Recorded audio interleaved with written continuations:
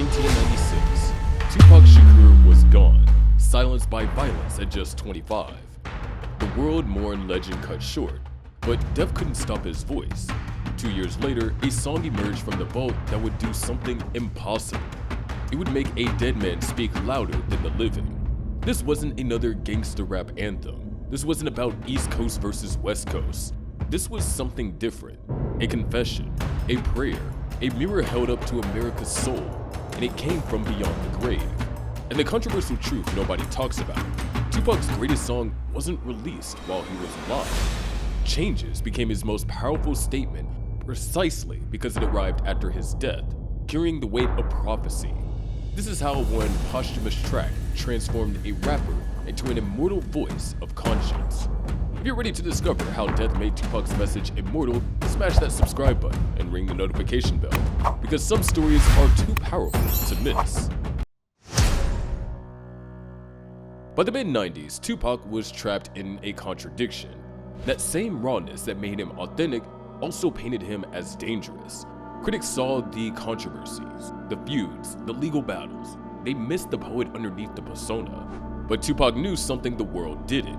He had recorded something that would outlive every headline, every controversy, every misunderstanding. Deep in the vault sat a track that would redefine his entire legacy, a song that asked uncomfortable questions America wasn't ready to answer. The irony was striking. While the media focused on his conflicts, Tupac was crafting his most introspective work. Changes wasn't written for the clubs or the streets. It was written for the future, for a world that would need to hear its message long after he was gone. Here's what's controversial. Did Tupac somehow know that this song would be his true legacy? The lyrics feel prophetic, as if he understood his time was running out and wanted to leave something pure behind. Behind closed doors, tensions were building in his personal life. The East Coast-West Coast threats were escalating. Death threats were constant. But instead of responding with more aggression, Tupac was writing his most vulnerable material. Friends remember him talking about wanting to be remembered differently, not just as a rebel, but as someone who tried to heal the world. The recording sessions for what would become Changes were different. No entourage, no party atmosphere, just Tupac, a microphone, and the weight of everything he needed to say. He knew the clock was ticking, even if he didn't know how little time was left. The foundation of Changes came from an unexpected place. Bruce Hornsby's The Way It Is provided the piano loop, but this wasn't just sampling. This was transformation. Tupac took a song about social stagnation and turned it into a call for revolution. The choice was deliberate. While other rappers were sampling funk and soul, Tupac reached for something that sounded like hope tinged with sadness.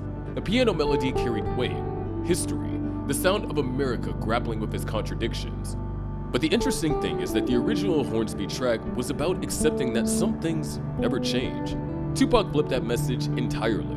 His Changes wasn't about acceptance, it was about demanding transformation, even if it killed him in the process. The production sessions were intense but focused. Unlike the aggressive energy of his other tracks, this one demanded restraint. Every element had to serve it the message. The beat couldn't overpower the words. The melody couldn't distract from the truth he was trying to tell. Tupac was obsessive about the details. He layered his vocals carefully, building harmonies that felt like a choir of his own conscience. Each take had to carry the right emotion. This wasn't just another track to fill an album. This really was a statement to history. When Tupac wrote the verses for Changes, he wasn't just rapping, he was confessing. Line after line revealed a man wrestling with his own contradictions, his country's failures, and his community's struggles. The subject matter was uncomfortable. He talked about drug dealers selling to pregnant women, about police violence, about black-on-black crime. These weren't popular topics in mainstream hip-hop. Most artists avoid such raw social commentary, but Tupac dove headfirst into America's deepest wounds. He spoke about his own mother's struggles with addiction, about growing up poor, about watching friends destroy themselves in their communities. The honesty was brutal because it came from someone who had lived every word he spoke. But what made the track controversial was that Tupac didn't just point fingers, he looked inward too. He questioned his own choices, his own role in perpetuating cycles he wanted to break. That self-reflection made the song dangerous because it demanded the same honesty from everyone who heard it. The verses flowed like a stream of consciousness, jumping from personal struggles to social commentary to spiritual questioning. It was structured like a therapy session, raw and unfiltered. The track challenged both his critics and his fans. Critics couldn't dismiss it as glorifying violence because it explicitly condemned it. Fans couldn't treat it as just entertainment because it demanded they think about their own lives and choices. When Change was finally released in 1998, it landed in a world still reeling from Tupac's death. Hip-hop had lost its most complex voice, and fans were hungry for anything that could bring it back, even temporarily. But this wasn't just another unreleased track thrown together for profit. Changes felt complete, purposeful, like Tupac had crafted it specifically for this moment. The song didn't just fill the silence left by his death, it gave that silence meaning. The timing was everything. 2 years after his murder, America was still grappling with the same issues that Tupac had addressed. Police brutality was still making headlines. Racial inequality was still tearing communities apart. Urban poverty was still destroying families. The song didn't feel dated. It felt urgent, as if his spirit was still trying to wake people up. Radio stations that had banned his more controversial material couldn't ignore Changes. Program directors who had dismissed him as too dangerous were forced to reconsider.